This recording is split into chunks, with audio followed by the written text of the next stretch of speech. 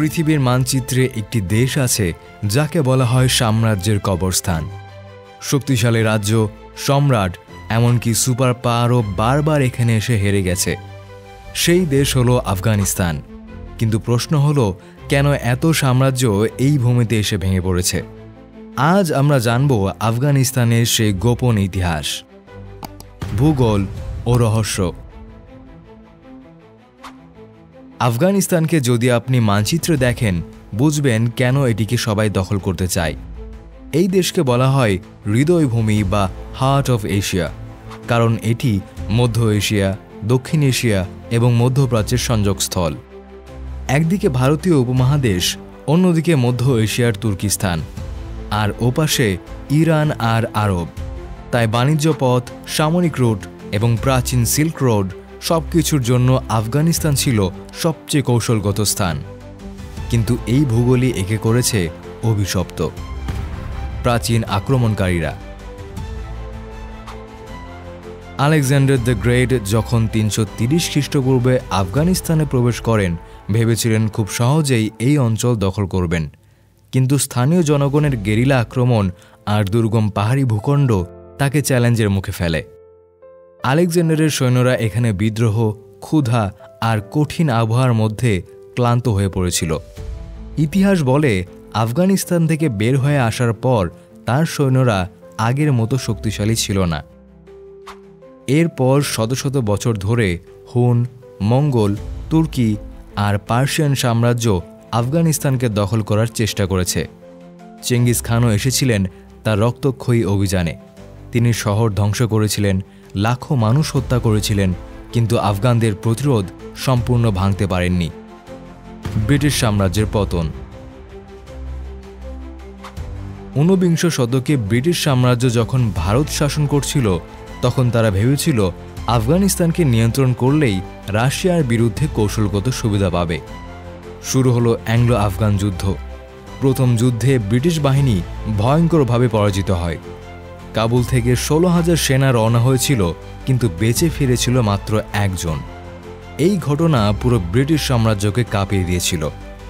কিন্তু তারা আবার ফিরে এসেছিল, যুদ্ধ করেছে একাধিকবার, কিন্তু প্রতিবারই পাহাড়ি গেরিলা যোদ্ধারা তাদের পরাজিত করেছে। আফগানিস্তান যেন শক্তিশালী সাম্রাজ্যের জন্য এক অদৃশ্য ফাঁদ।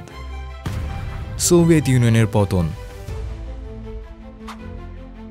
1979 সালে সোভিয়েত ইউনিয়ন আফগানিস্তানে আক্রমণ চালায়। তারা ভেবেছিল মাত্র কয়েক মাসের মধ্যে দেশটাকে দখল করবে, কিন্তু এখানেও ইতিহাসের পুনরাবৃত্তি ঘটে।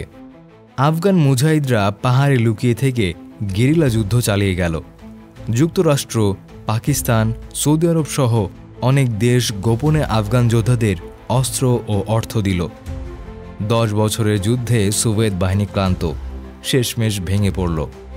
1989 সালে তাদের সেনারা পিছু হটতে বাধ্য হয়। অনেক ইতিহাসবিদ বলেন, আফগান যুদ্ধই ছিল সোভিয়েত ইউনিয়নের পতনের সূচনা।